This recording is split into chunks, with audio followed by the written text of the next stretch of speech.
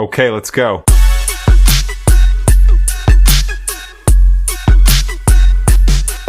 We've all been there. You have a perfect meeting. The client loves the strategy. They're nodding. Everything makes sense. And then, at the moment of truth, they hit you with the dreaded, "I just need to think about it." What went wrong? The truth is that sale wasn't lost at the end. It was lost before the meeting ever started. Hello, senior annuity advisors. We know you are experts at your craft. You've spent years honing your skills. But in a business like ours, the line between a yes and an "I'll think about it" can be razor thin, even for the best in the business. To help you win those critical moments, we didn't just create another sales training. We surveyed our top producers for their most effective, real-world strategies, and we combined those insights with proven, powerful principles from the psychology of decision-making. This video is designed to give you a complete, sequential process to turn stalls into signatures. The benefit for you is a higher close rate and the confidence that you are guiding your clients to the right decision in the most effective way possible. Today, we're going to share 4 crucial insights that will help you get to yes more often. Insight number 1. The foundation. How to set the stage in the fact finder. Insight number 2. The prescription. How to present your recommendations. Insight number 3. The hurdles. The step-by-step process for dismantling objections. And insight number 4. The yes. How to confidently lead them to the close. As one of our top producers said, the sale is always made in the fact finder. So let's start with tips on how to make the most of your fact finder meetings. Imagine an advisor, let's call him Mark. Mark meets a client with $500,000 in a market-exposed account. He spends an hour talking to her about his products, his company, and his strategy. At the end, he presents a brilliant annuity, and the client says, "I'll think about it."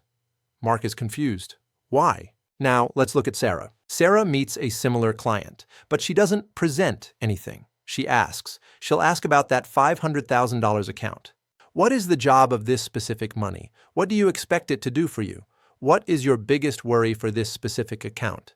Her client says, "My biggest worry is another market crash. The job of this money is to be secure. It's the money I can't afford to lose." So when Sarah does present the annuity, it's not a sale. It's the solution they built together. If the client hesitates, Sarah doesn't argue. She simply reminds, "Jill, I understand, but let's go back to what you told me. You said the job of this money was 100% security. This plan is the only one we discussed that delivers on the job you defined." See the difference? Mark was selling a product. Sarah was becoming an advocate for her client's own stated goals. The fact finder is not just for data collection, so you can design the perfect solution. It is where you secure a yes. So let's talk about a few key pieces of information you can gather during your fact finder that will help you close. Let's start with a story that is played out all too often. Imagine this. John just finished a 1-hour presentation. The client loved the strategy, he was nodding along, and they shook hands on a $250,000 annuity. 2 days later, John calls to follow up, and his tone is cold. "I talked it over with my wife," he says, "and my son. They think it's a bad idea. We're going to hold off. The sale is dead." Why? John presented to one person, but he was selling to a committee he couldn't even see. Fact finder tip number 1. You must have all decision makers in the closing meeting. This is a non-negotiable rule, and you set it at the end of your fact finder. Here is a best practice script to use as your fact finding. "Mr. Jones, as I'm preparing my analysis, I want to make sure we're respectful of everyone's time. Besides yourself, is there anyone else, a spouse, a partner, a son or daughter, who has an opinion or would need to be involved in a big financial decision like this?" If they say, "Yes, my wife," or "My son helps me with this," you must ensure they are at the next meeting. Fact finder. Tip number 2. Anchor to loss aversion. The second goal is to understand the emotional driver. Nobel Prize-winning research shows us that for most people, the pain of losing is twice as powerful as the pleasure of gaining. Your job is to find their pain of loss. So you're in that first meeting. You've got the right people at the table. What now? Let's imagine you're talking to a client, Sarah. You see she has $300,000 sitting in a brokerage account. The average agent asks, "What are your goals?" Sarah gives a vague answer. "Growth, I guess." "Retirement." This tells you nothing. Instead, ask, Sarah, what is the job of this specific money? What do you expect it to do for you? She pauses. The job? I guess its job is to be secure. It's money I can't afford to lose. Interesting. Now for the real question, based on loss aversion, the pain of losing is twice as powerful as the pleasure of gaining. You lean in and ask, what is your biggest worry for this specific account? Her posture changes. My biggest worry, she says, is another 2008.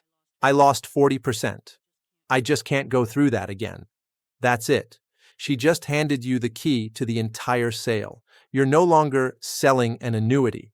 You are the only person who can provide the solution to her biggest worry.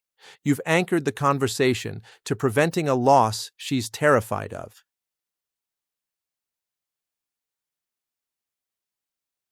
Before you complete an annuity sale, you'll have to transfer money, often from an existing financial advisor. So, understanding a client's relationship with advisors is crucial to help you prepare for the close. Ask, do you work with a financial advisor? And have you worked with them long? Also inquire, how do you feel about the way she or he has been caring for your money and helping you plan for retirement? If the client mentions their advisor is a family friend, you'll need to prepare for them to be hesitant when it comes time to move their money. However, if they express dissatisfaction with their current advisor, you'll be able to align yourself with the client and coach them through potential challenges they may face when trying to transfer the funds. This is just one more example of how a great fact finder can help you assure a yes at every stage of the sell.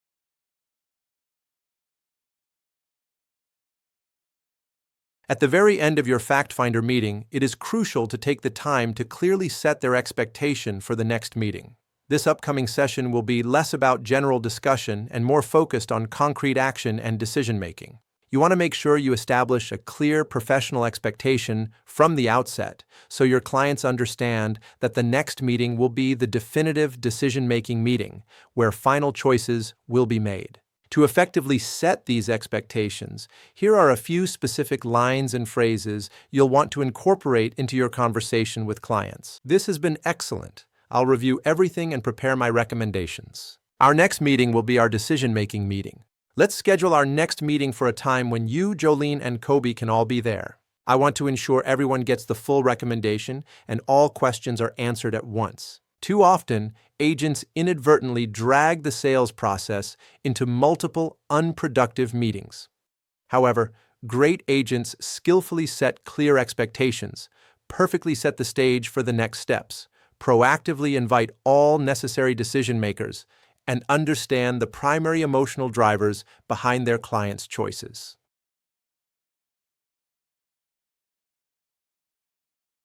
It's time for the presentation meeting with Sarah and Steve, friends of your new agent. You've reviewed their fact finder and are ready with tailored solutions to their specific concerns. Many agents fail here, inadvertently triggering the paradox of choice. They spread out multiple illustrations saying, here's one with a bonus, one with a high cap, one with great income. Clients become anxious and paralyzed, afraid of making the wrong choice. They often make no choice at all. This is the waiter approach. Imagine a waiter handing a 20-page menu and asking, what do you want? It's overwhelming. Research shows too many options lead to anxiety and paralysis. Afraid of making the wrong choice, they make no choice. But you are not a waiter. You are the doctor. The doctor runs necessary tests like your fact finder process. The doctor analyzes all options meticulously behind the scenes. Then, the doctor confidently enters and writes one clear, concise prescription. Instead of many choices, the doctor would say, Sarah, I've analyzed 7 strategies for you. I've narrowed it to the top 2 that fit your goals. Both are excellent options. But based on your goal to avoid another 2008, this one is my official recommendation. Let me walk you through why it's the perfect prescription. You've shown authority and expertise. You've reduced their anxiety and tied your recommendation to their specific worry. The prescription method is far more likely to lead to a yes than the waiter method. Now let's go back to that final moment. You've done everything right. The plan is perfect. But you still get the, I need to think about this. This is a request for reassurance, not a no. So don't lean into the answer. Instead, label their emotion. This is a powerful technique that builds instant rapport. It sounds like you're still uncertain about a specific part of this. That makes perfect sense, given your goal of not losing this money. You've built a bridge. Now, diagnose the real issue with this killer question. To help me understand, what, specifically, could cause you not to move forward? This simple question cuts through the smoke. Let's say they answer, well, I'm just worried about the 10-year term. This is the moment of truth. Do not solve this problem yet. Instead, ask the most critical follow-up. That's a valid concern. We should definitely talk about that. Is there anything else? And they say, well, yes, I'm also not sure what my kids will think. Now, you have 2 objections. Before you do anything else, you must validate, repeat, and ask one more time. That's a very common thought, and it's smart you're considering your family. So just to make sure I'm following, we have 2 concerns. First, the 10-year term, and second, how to best discuss this with your kids. Is that right? Yes, that's it. Thank you. Is there anything else at all? Even something small that's giving you pause? No, I think those are the big concerns. Now you are ready to solve. You have stopped the objection whack-a-mole and have the complete list. Now that you have the confirmed list, you don't try to solve both at once. You isolate the real deal breaker. Great. Thank you for that clarity. Both of those are important. Which one of those is the bigger concern for you right now? The 10-year term, or what your kids might think? Let's say they respond, definitely the 10-year term. Now you know the real barrier. The kids were a secondary concern. Now you isolate it one last time.